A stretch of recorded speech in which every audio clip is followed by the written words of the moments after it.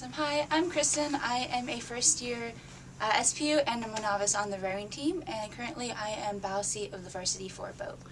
Kristin, that Varsity 4 has had a very good year so far. Most recently, you finished second to a great Washington crew, but beat the others at the Windermere Cup on the Montlake Cut. That's a very unique regatta. What was your experience like? Yeah, I think it was such a cool opportunity to be able to row in Washington and have all these people come out and support us. Our team went into it knowing that we really wanted to beat Boston, we really wanted to beat Seattle U, and we took quick care of business and we did what we had to do, and it was such a cool atmosphere to have all the boats and all the people lined up, which really helped fuel our race also. You mentioned the people lined up. They're on both sides of the course the whole 2,000-meter length. Did that rattle you at all to start, and how did you adjust with that off the start line? Yeah, so I think the whole week prior, our coaches were constantly telling us that it's going to be chaos, you're not going to be able to hear your coxswain. So I think we kind of went into it expecting okay, I'm just going to have to, I know my race plan, I just have to row, we have to do it. But still was you very much had to have horse blinders on and keep your head in the boat, because there was so much going on. It'd be so easy to look at the boats to the side or the marching band to this side, but it also was cool to hear how many people were supporting us along the way. Great. Well, you have another chance this Saturday on Dexter Lake in Lowell, Oregon. It's the GNAC Championships. Chance for your four to show how you stack up, not just in the region, but against these conference and battle for a conference championship. Your thoughts on this weekend's race? Yeah, I am super excited going into this weekend. I think our four has been improving every single practice, every single day, and I'm super excited to get out there to see Western again, see Humboldt, and re-line up against UCO. I think that's going to be our biggest competition, but I think it's going to be such a cool atmosphere, and it's really going to be who wants it more, who's going to come out the winner of that race. Great. Let's talk a little bit about how you started rowing. First off, had you rowed before coming to Seattle Pacific? No, I did not. I honestly, before coming here, didn't really realize rowing was an NCAA sport. I played soccer my whole life, and I had other ambitions to play in college, but life changes sometimes. And so I came here and I got an email saying, oh, come try out to the rowing team. And I showed it to my parents as a joke. I'm like, there's a sport, I've never done it. And they're like, no, you should go for it. And so I tried out to the team, and somehow I made it in a sport I've never done it. But honestly, I love it, and I'm so glad I get to do it. It's been such a cool opportunity, and I've met so many amazing friends and teammates along the way also. Are there any skills or attributes that you had from competing in soccer that translate into rowing?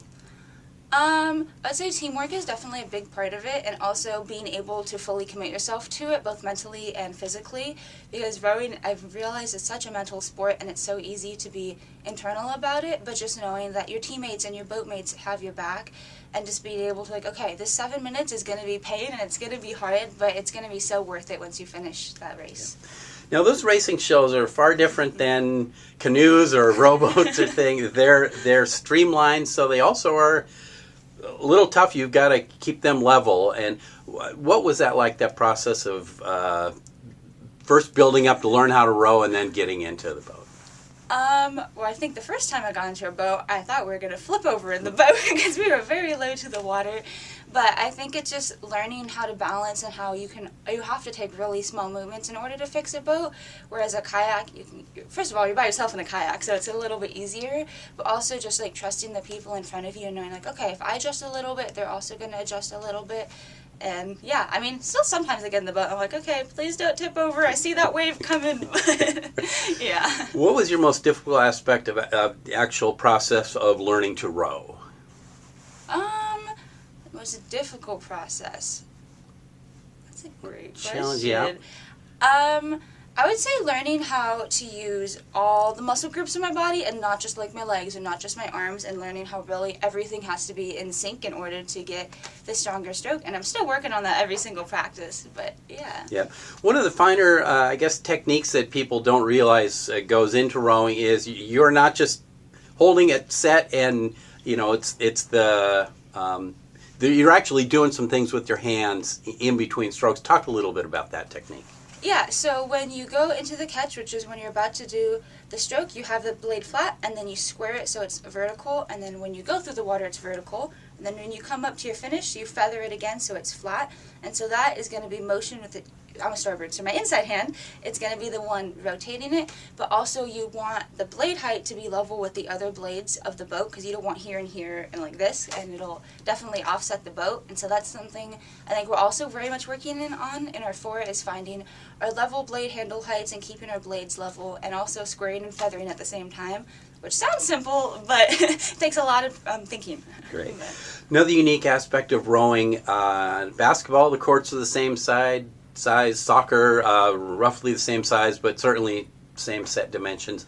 Rowing, every course is different, conditions are different. You'll go to a new course for you, Dexter Lake. How will you adjust to that? What will you do to get acclimated there?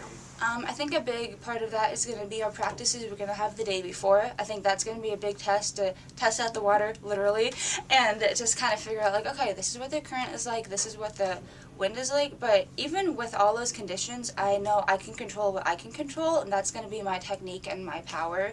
And so just learning, like, okay, I cannot control the wind and I can't control the waves, but I can do what I can do. Yeah. Well, Kristin, tell us, why did you decide to come to Seattle Pacific? Yeah, so I think a big part of it is my mom graduated from here, and so I kind of grew up seeing that. I thought it was so cool, and I am in the planning to go into the nursing program, and so I think that was a big part of it. And the program seems such awesome here, and I'm from Washington, so this isn't super far from home, and so I'm still going away to college, but also my family's 45 minutes away, which is also really nice. Great, and while you mention that, why don't you tell us where you're from? I'm from Des Moines, Washington, so about 45 minutes south of here. Great. You mentioned the nursing program. That's a challenging program, but really highly renowned here at Seattle Pacific. Several of your teammates are also in that. Is there some connection, you think, between the rowing and nursing? I think a big part of it is how understanding our coaches are, and how they're definitely willing to be flexible and understand that we are students first and then athletes. And yeah, I've talked to a few of the ones in the program, and it's going to be hard and it's going to be a lot of work, but I also know it'll be worth it if I'm getting to keep rowing and I get to pursue the career that I want. Great. And lastly, let's just ask, what you're still very new here in college. What do you see yourselves doing afterwards, though? Afterwards, I would love to work at a pediatric hospital, and then I also would love to be coaching either soccer or rowing. Excellent. Great. Well, Kristin, thank you so much for your time. Congratulations on a great season so far, and good luck on Saturday. Thank you.